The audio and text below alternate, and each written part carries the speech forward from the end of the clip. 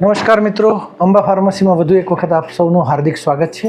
મિત્રો, આજે આપણે ચર્ચા કરીશું આજકાલ ખૂબ જ ચર્ચામાં રહેલી મેજિક ડ્રગ ઓઝેમ્પિક વિશે. ઓઝેમ્પિક એક સિમાગ્લિટાઇડ નામની દવાનું ઉત્પાદન છે, જેને GLP-1 એગોનિસ્ટ તરીકે પણ ઓળખાય છે.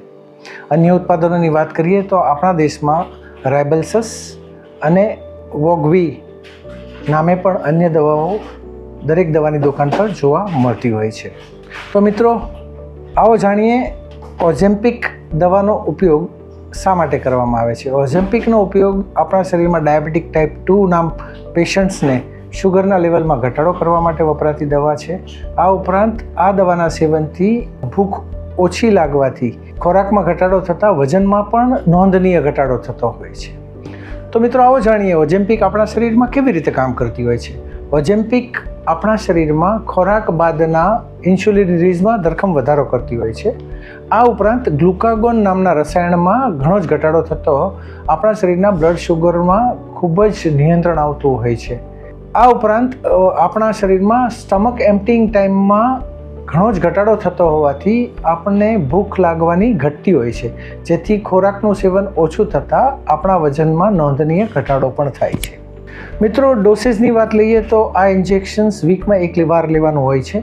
સામાન્ય રીતે 0.25 મિલીગ્રામના ડોસેજથી પહેલાં 4 અઠવાડિયા શરૂઆત કરવામાં આવે છે અને ત્યારબાદ 5મા વીકથી 0.5 મિલીગ્રામ અને જરૂર લાગે તો 1 મિલીગ્રામ સુધીના ડોસેજમાં વીકમાં એક વખત આ ઇન્જેક્શન્સ લેવાનું હોય છે.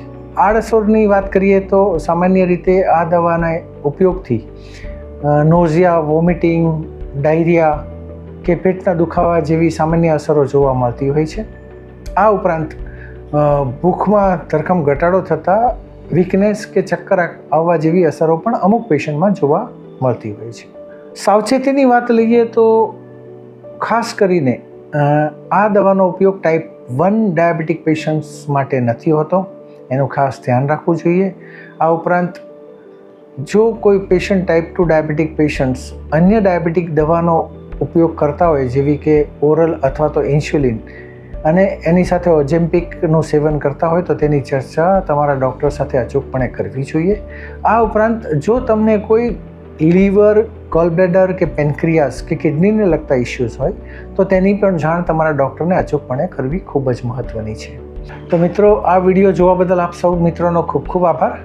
અને જો તમને આ માહિતી ઉપયોગી લાગે તો આ વિડીયોને લાઈક કરવાનું ભૂલતા નહીં અને આપણા મિત્રોમાં શેર પણ કરજો. અને જો તમે આ અંબા ફાર્મસીની ચેનલને રેગ્યુલર જોતા હોય તો ચેનલને સબસ્ક્રાઈબ કરવાનું ભૂલતા નહીં અને આપણા મિત્રોને પણ જાણ કરો, જેથી કરીને કોઈ પણ અગત્યનો વિડીયો ભૂલથી પણ ચૂકાઈ ના જાય. તો મિત્રો, ફરી મળીશું નવી દવાની માહિતી લઈને. ત્યાં સુધી આપ સૌ મિત્રો તંદુરસ્ત રહો, સ્વસ્થ રહો અને હસતા રહેજો. Thank you.